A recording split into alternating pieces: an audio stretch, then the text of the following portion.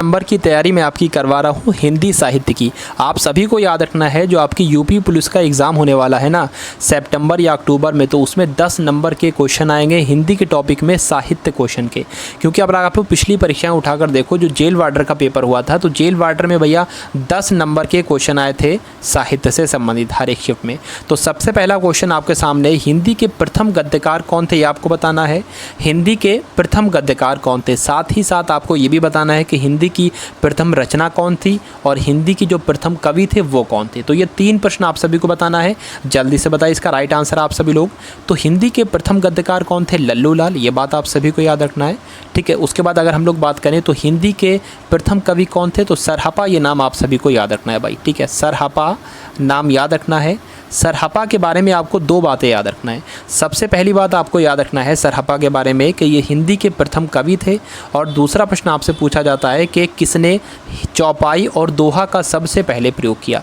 तो सरहपा ने सबसे पहले चौपाई और दोहे का प्रयोग किया और सरहपा ही पहले कौन थे, कवि थे, ठीक है। दूसरी बात अगर हम लोग करें तो हिंदी की प्रथम रचना कौन सी थी आपसे पूछा जाता है, तो आप सभी लोग क्या बताओगे, श्रावकाचार। श्रावकाचार जो है ये हिंदी की प्रथम रचना है, ठीक है। इंपॉर्टेंट क्वेश्चन है भाई ये सारे, और इसी टाइप के क्वेश्चन आएंगे, यानी कि 10 में से 10 नंबर आपके आएंगे भाई यूपी पुलिस में। अच्छा, दूसरी बात आपसे पूछी जाती है, ये जो हिंदी की प्रथम रचना है ना श्रावकाचार, इसके लेखक कौन है, तो आप सभी को याद रखना है देवसेन कृत इसके लेखक हैं। कौन है भाई, देवसेन कृत, ये बात आप सभी को याद रखना है।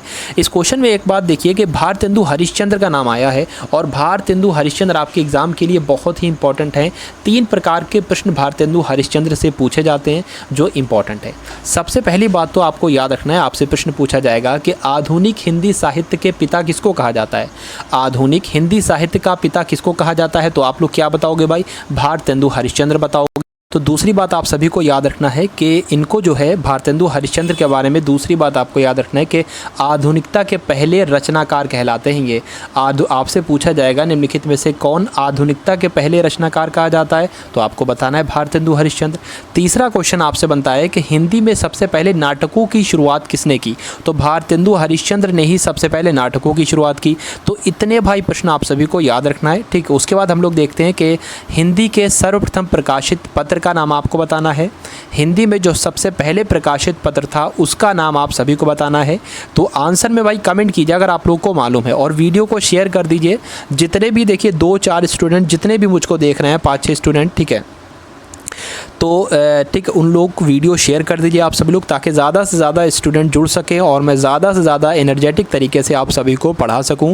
क्योंकि हिंदी के सेक्शन के 10 नंबर की मैंने आपको गारंटी ली है यूपी पुलिस के एग्ज़ाम में, ठीक है। और मैं आपको बता दूं, मुझे ज़्यादा स्टूडेंट नहीं चाहिए भाई, 20 से 25 स्टूडेंट हो जाए, लाइव स्टूडेंट आ जाएँ, उतना ही मेरे लिए काफ़ी है। क्योंकि 20 से 25 स्टूडेंट अगर आ गए ना तो उतने का सिलेक्शन होगा भाई यूपी में, आप सभी लोग सिपाही बनोगे उतने लोग, ठीक। तो इस तरीके से मैं आपको पढ़ा दूंगा। छायावाद की यहाँ पर बात आई है, तो छायावाद के प्रवर्तक आपसे पूछे जा रहे हैं, ये आपको बताना है। तो जल्दी से बताएंगे इस क्वेश्चन का राइट आंसर, आप सभी लोग बताइए, जल्दी जल्दी करेंगे भाई सभी लोग, इसका राइट आंसर बताइए। देखिए मैं आपको बता दूं, छायावादी कवि तो आपको मालूम होगा ना, तो छायावादी कवि किसको कहा जाता है, जयशंकर प्रसाद को कहा जाता है छायावादी कवि, और जयशंकर प्रसाद को ही कहा जाता है छायावाद का प्रवर्तक। ये 2 बातें आप सभी को भाई याद रखना है, ठीक है। 2 बातें आप सभी को याद रखना है। सुमित्रा नंदन पंत की अगर हम लोग बात करें तो इनको साहित्य अकादमी पुरस्कार मिला है, इनकी कौन सी रचना के लिए, वो रचना आपसे पूछी जाती है। तो कला और बूढ़ा चांद के लिए मैं यहाँ पर लिख देता हूँ, कला और बूढ़ा चांद के लिए सुमित्रा नंदन पंत को साहित्य अकादमी पुरस्कार मिला है, ये बात आपको याद रखना है। दूसरी बात आपको याद रखना है सुमित्रा नंदन पंत के बारे में कि इनको चिदम्बरा के लिए, किसके लिए भाई, चिदम्बरा के लिए ज्ञानपीठ पुरस्कार मिला है सुमित्रा नंदन पंत को। तो ये 2 प्रश्न बहुत ही महत्वपूर्ण हैं सुमित्रा नंदन पंत से रिलेटिव। नेक्स्ट क्वेश्चन देखिए अब आप लोग भाई, प्रेमचंद्र के अधूरे उपन्यास का नाम आप सभी को बताना है। तो जल्दी से बता दीजिए इस प्रश्न का बिल्कुल सही उत्तर, बताइए भाई, जल्दी से बताएंगे इस क्वेश्चन का राइट आंसर आप सभी लोग। देखिए प्रेमचंद्र की अगर हम लोग बात करें तो ये प्रेमचंद्र की सभी रचनाएं हैं भाई, ये सभी रचनाएं प्रेमचंद्र की हैं, पहली बात तो आपको ये याद रखना है। लेकिन यहाँ पर आपको अधूरा उपन्यास तो उनका रह गया था ना, वो अधूरा उपन्यास बताना है। तो मंगलसूत्र उनका अधूरा उपन्यास था, ये बात आप सभी को याद रखना है, ठीक है। प्रेमचंद्र का आपसे एक प्रश्न पूछा जाता है जो बहुत ही महत्वपूर्ण है, प्रेमचंद्र का प्रथम उपन्यास कौन था, ये आपसे पूछा जाता है। प्रेमचंद्र का प्रथम उपन्यास कौन सा था, ये आपसे पूछा जाएगा। तो आप लोग क्या बताओगे भाई, क्या बताओगे बताइए। तो प्रेमा आप लोग बताओगे। जो प्रेमा जो था ये एक उपन्यास है, और किसका उपन्यास है, प्रेमचंद्र का उपन्यास है। ठीक है, आपसे ये प्रश्न पूछा जाता है। दूसरा आपसे प्रश्न पूछा जाता है कि प्रेमचंद्र का मूल रूप से प्रथम उपन्यास। देखिए, अगर यहाँ पर मूल रूप नहीं आ रहा है तो आप लोग प्रेमा बताओगे, लेकिन अगर आपसे ये प्रश्न आ गया कि प्रेमचंद्र का मूल रूप से प्रथम उपन्यास कौन सा था, तो आप लोग बताओगे भाई कायाकल्प। क्या बताओगे, आप लोग बताओगे कायाकल्प। चलिए भाई, इतना आपको जानकारी मिल गई। ठीक है, उसके बाद मैं आपको बता दूं, यहाँ पर उपन्यास की बातें चल रही हैं, तो एक आप लोग क्वेश्चन और तैयार कर लो कि हिंदी का प्रथम उपन्यास कौन सा था, बताइए भाई। हिंदी का प्रथम उपन्यास कौन सा था, ये आपको बताना है। बहुत ही इंपॉर्टेंट क्वेश्चन, आज की पूरी क्लास का सबसे इंपॉर्टेंट प्रश्न भाई यही आप लोग समझ लो। तो हिंदी के प्रथम उपन्यास का नाम आपको बताना है और उसके रचयिता का नाम आपको बताना है। तो आप सभी को भाई याद रखना है। देखिए, जो आपका परीक्षा गुरु है ना, परीक्षा गुरु जो उपन्यास है ये हिंदी का प्रथम उपन्यास है, ये बात आपको याद रखना है। और इसके अगर हम लोग रचनाकार की बात करें तो लाला श्रीनिवास जो हैं ये इसके कौन है, ये इसके रचनाकार हैं परीक्षा गुरु के। तो इतना आपको याद रखना है। नेक्स्ट क्वेश्चन देखिए आप लोग। अब रामधारी सिंह की अगर हम लोग बात करें, रामधारी सिंह दिनकर की बात करें, तो इनको ज्ञानपीठ पुरस्कार इनकी कौन सी रचना के लिए दिया गया था, ये आपको बताना है। तो जल्दी से बताएंगे आप सभी लोग, इस प्रश्न का सही उत्तर बताइए भाई। चलिए बताइए, रामधारी सिंह दिनकर को ज्ञानपीठ पुरस्कार इनकी कौन सी रचना के लिए दिया गया था, और रामधारी सिंह दिनकर को साहित्य अकादमी पुरस्कार इनकी कौन सी रचना के लिए दिया गया था। तो इस दो क्वेश्चन की जानकारी आप सभी को मालूम हो जाएगी इस एक क्वेश्चन से। चलिए, तो जो लोग इसका आंसर भाई ऑप्शन नंबर डी के बारे में सोच रहे हैं कि उर्वशी जो है इसका राइट आंसर होगा, यानी कि रामधारी सिंह को भारतीय ज्ञानपीठ पुरस्कार उर्वशी के लिए मिला था और साहित्य अकादमी पुरस्कार मिला था रामधारी सिंह दिनकर को कौन सी रचना के लिए, बताइए भाई कौन सी रचना के लिए। तो मैं आपको बता दूं, संस्कृत के 4 अध्याय रचना के लिए। ठीक है, इनको क्या मिला था भाई, इनको साहित्य अकादमी पुरस्कार मिला था। ये दोनों बातें आपको याद रखना है, आपके एग्जाम के पॉइंट ऑफ व्यू से बहुत ही इंपॉर्टेंट है। नेक्स्ट क्वेश्चन देखिए आप लोग। अब हिंदी साहित्य के इतिहास के सबसे पहले लेखक आपसे पूछे जा रहे हैं, तो बताइए इसका राइट आंसर आप सभी लोग, और जल्दी से इस क्वेश्चन का राइट आंसर बता दीजिए। बताइए, सभी लोग बताएंगे भाई इस प्रश्न का सही उत्तर। चलिए, तो इस प्रश्न का सही उत्तर आपका क्या हो जाएगा, ऑप्शन नंबर डी हो जाएगा। तो जो लोग भी ऑप्शन नंबर डी के बारे में सोच रहे हैं ना, बिल्कुल सही उनका आंसर हो जाएगा। हिंदी साहित्य के प्रथम लेखक कौन थे, हिंदी साहित्य के इतिहास के प्रथम लेखक कौन थे, गारसा दत्तासी थे। अच्छा, आप लोग मुझे ये बताइए कि हिंदी साहित्य की प्रथम रचना कौन सी थी, हिंदी साहित्य की प्रथम रचना कौन सी थी, ये आपसे पूछा जा रहा है, बताइए।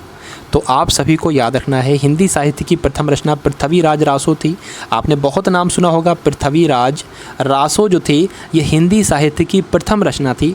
और ये भी आपको पता होगा पृथ्वीराज रासो के रचनाकार कौन थे, तो चंद्रबाई पृथ्वीराज रासो के रचनाकार थे। देखिए, दो प्रश्न आपसे बनते हैं पृथ्वीराज रासो से संबंधित। पहला प्रश्न तो मैंने आपको बता दिया कि हिंदी साहित्य की प्रथम रचना पृथ्वीराज रासो। दूसरा प्रश्न आपको से पूछा जाता है कि हिंदी साहित्य का प्रथम महाकाव्य कौन सा था, कौन सा भाई, प्रथम महाकाव्य आपसे पूछा जा रहा है भाई, बहुत बड़ी बात है। हिंदी साहित्य का प्रथम महाकाव्य भी पृथ्वीराज रासो ही था। ठीक है, दोनों बातें आपको याद रखना है, चंद्रबाई इसके रचनाकार थे। चलिए, तो अगला क्वेश्चन देखिए आप लोग। अब तो पद्मावत किसकी रचना है, ये आपको बताना है। तो बताइए भाई, इस क्वेश्चन का राइट आंसर आप सभी लोग बताने का कष्ट कीजिए, बताइए। देखिए, मैं आपको बता दूं, पद्मावत जो है ये किसकी रचना है, मलिक मोहम्मद जायसी की रचना है। तो जिनका भी आंसर ऑप्शन नंबर डी के साथ जा रहा है तो उनका आंसर बिल्कुल सही हो जाएगा। लेकिन ये तो आपको मालूम था ना, पद्मावत जो है ये मलिक मोहम्मद जायसी की रचना है। इसमें नई बात क्या है, तो नई बात मैं आपको ये बताना चाहूँगा कि पद्मावत से संबंधित आपसे दो प्रश्न पूछे जाते हैं हिंदी साहित्य में। पद्मावत से संबंधित आपसे दो प्रकार के प्रश्न बनेंगे जो इंपॉर्टेंट है। पहला प्रश्न बनेगा आपसे कि हिंदी का पहला बड़ा महाकाव्य कौन सा है, हिंदी का पहला बड़ा महाकाव्य ऐसे करके लिख कर आएगा, तो आप लोग क्या बताओगे, तो आप लोग पद्मावत ही बताओगे। दूसरा प्रश्न आपसे बनेगा कि हिंदी का प्रथम वक्रोक्ति कथात्मक महाकाव्य कौन सा है, हिंदी का पहला वक्रोक्ति कथात्मक महाकाव्य कौन सा है, तब भी आप लोग पद्मावत आंसर करोगे, ये आप सभी को ध्यान रखना है। तो इतनी जानकारी आपको लेना है इस क्वेश्चन से। उसके बाद देखेंगे हम लोग दूसरा क्वेश्चन। अगला क्वेश्चन, संस्कृति के 4 अध्याय, ये तो शायद हो चुका है भाई, ठीक है, हो चुका है ये प्रश्न। उसके बाद देखिए, हाँ, झरना ये जो है ये इसके रचयिता कौन है ये आपको बताना है। तो जल्दी से बताएंगे इस प्रश्न का सही उत्तर आप सभी लोग बताइए।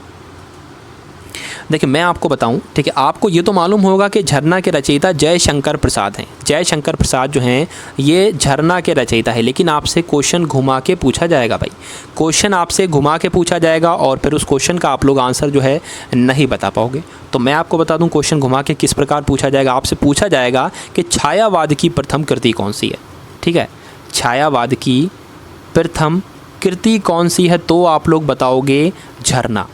झरना बताओगे जब आपसे पूछा जाएगा छायावाद की पहली कृति कौन सी है, ठीक है, और जयशंकर प्रसाद के द्वारा ये रचित है, आपको याद रखना है। चलिए अगला क्वेश्चन देखिए। अगला क्वेश्चन देखिए, तो क्वेश्चन आपके जो हैं वो समाप्त हो चुके हैं। तो अब आपको देखना है कि वीडियो आप सभी को भाई कैसी लगी। इस वीडियो को आप लोग को शेयर करना है। डेली मैंने आपसे वादा किया है 10 से 15 या 20 क्वेश्चन मैं आपको साहित्य के कराऊंगा और 10 दिन में मात्र इतने ज़्यादा क्वेश्चन आपके पास हो जाएंगे, इतने क्वेश्चन हो जाएंगे। अगर इसको आपने रिटर्न किया यानी कि कॉपी पर इसको लिखा तो बहुत सारा कंटेंट आपके पास हो जाएगा। उस कंटेंट से बाहर कोई भी क्वेश्चन आपका नहीं जाने वाला है। तो ये बात आप सभी को याद रखना है। तो इसलिए मैं आपसे कहना चाहता हूँ इस वीडियो को आप सभी लोग शेयर कर दीजिएगा। कम से कम 20 से 25 लाइव स्टूडेंट तो आ जाए भाई इस क्लास में। इस क्लास की इतनी भी वैल्यू आप सभी लोग मत गिराओ कि इतने लाइव स्टूडेंट है। बताइए, आप सभी को छोड़ के मत भागा करो। जितने भी स्टूडेंट है भाई 2, 4, 5, 10 जितने भी है तो पूरा क्लास को देखा करो। इंपॉर्टेंट है, आपके पास 2021 ये ऐसी साल है, ये बहुत ही सुनहरा अवसर है क्योंकि 2022 के मार्च के महीने में इलेक्शन है। तो उस इलेक्शन से पहले बहुत सारी वैकेंसी आई हैं, आने को हैं कुछ वैकेंसियाँ, और उन वैकेंसियों को पूरी तरीके से कंप्लीट भी करा दिया जाएगा।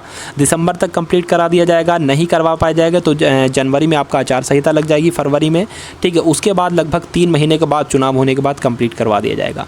तो तैयारी तो आप लोग को 2021 में ही करना है। ये तैयारी आप लोग तब करोगे जब आपका 2021 में एग्ज़ाम हो जाएगा। हाँ, तो चलिए भाई तैयारी कीजिए आप सभी लोग। मिलते हैं अब हम लोग आने वाली वीडियो में। जय हिंद, वंदे मातरम।